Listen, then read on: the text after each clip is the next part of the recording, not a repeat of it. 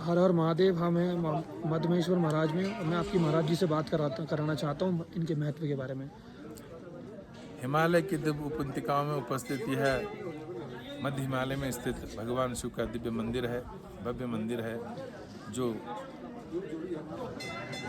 युग युगांतरों का मंदिर है।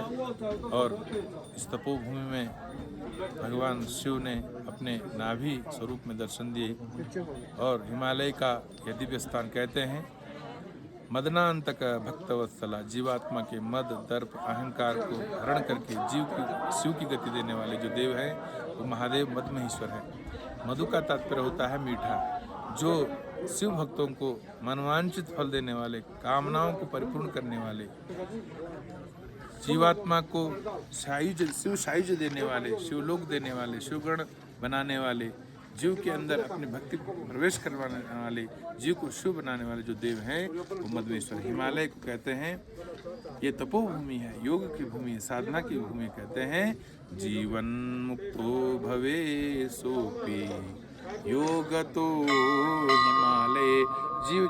जो जीवात्मा एक बार भी इस तपोभूमि में आता है वो हर पाप ताप श्राप दोष चिंता भय रोग दारिद्रता से मुक्त हो जाता है। उसको भुक्ति और मुक्ति भगवान शिव दे देते हैं।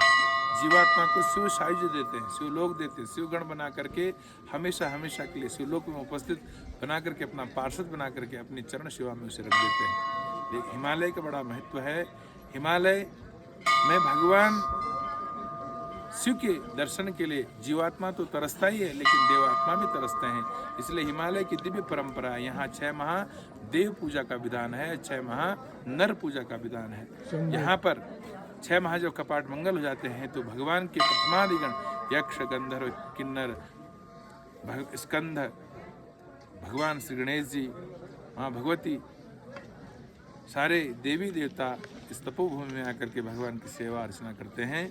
6 माह जब कपाट खुलता है तो जीवात्मा के लिए अवसर रहता है इस तपोभूमि में आए, अपना जप करें, तप करें, साधना करें, योग करें, अपनी उपासना करें, भगवान को प्रसन्न करें और अपनी आंतरिक यात्रा यहाँ से प्रारंभ करें। क्योंकि जीवात्मा 84 लाख योनियों को पा करके उसमें भटक करके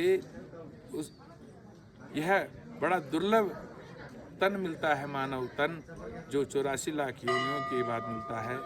और यही एक ऐसी योनि है जिसमें जीव और शिव एक हो सकते हैं, एकाकार हो सकते हैं। तो इस तपोभूमि का महत्व ही यही है कि यहाँ से अपनी आंतरिक यात्रा प्रारंभ करके जीव और शिव एक हो जाएं। कहते हैं गत्वा तत्र प्रीति युक्तः केदारे संप्रपूज्य च तत्रप्तम उदकम पीत्वा पुनर्जन्मम न विद्यते। जो हिमालय में आकर के भगवान के दिव्य शिवालय केदारनाथ हो, मदमहेश्वर हो, तुंगनाथ हो, रुद्रनाथ हो, कल्पेश्वर हो, इन 5 केदारों का जो दर्शन करता है, उनका अभिषेक करता है, उस अभिषेक के जल का पान करता है, जिसको उदक जल कहते हैं, वो पुनर्जन्म से मुक्त हो जाता है, जन्म मरण के बंधन से मुक्त हो जाता है। उसको भगवान शिव का सायुज्य मिल जाता है, शिव का सानिध्य मिल जाता है। कहते हैं पुनरपि जननम पुनरपि मरणम पुनरपि जनने जठरे शयनम। पुनः पुनः आवागमन के चक्र से मुक्त होकर के जीव शिव हो जाता है। यह बहुत दिव्य स्थान है, तप का स्थान है, साधना का स्थान है। यहाँ की प्रकृति ही शिव का ही स्वरूप है, माँ भगवती का स्वरूप है।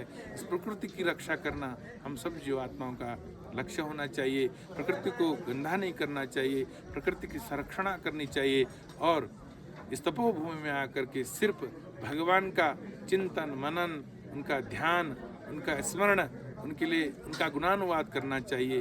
कहते हैं अन्य क्षेत्र कृतम पापम केदार क्षेत्र विनश्यति, केदार क्षेत्र कृतम पापम वज्रलेपो भविष्यति। अन्यत्र किए हुए पापों का समन यहाँ पे हो जाता है, वो पाप भस्म हो जाते हैं।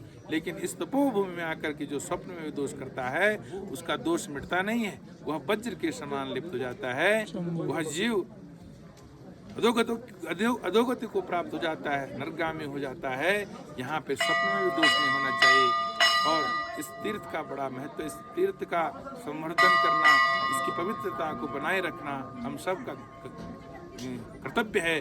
और इस तपोभूमि की ऊर्जा लेकर के हम अपने जीवन को कृतार्थ करें, सफल करें, अपनी कामनाओं को भगवान के पास बोलें और अपने बाबा अपने जो इष्ट हैं उनका ध्यान स्मरण करते हुए हमेशा उनका आशीर्वाद प्राप्त करते रहे।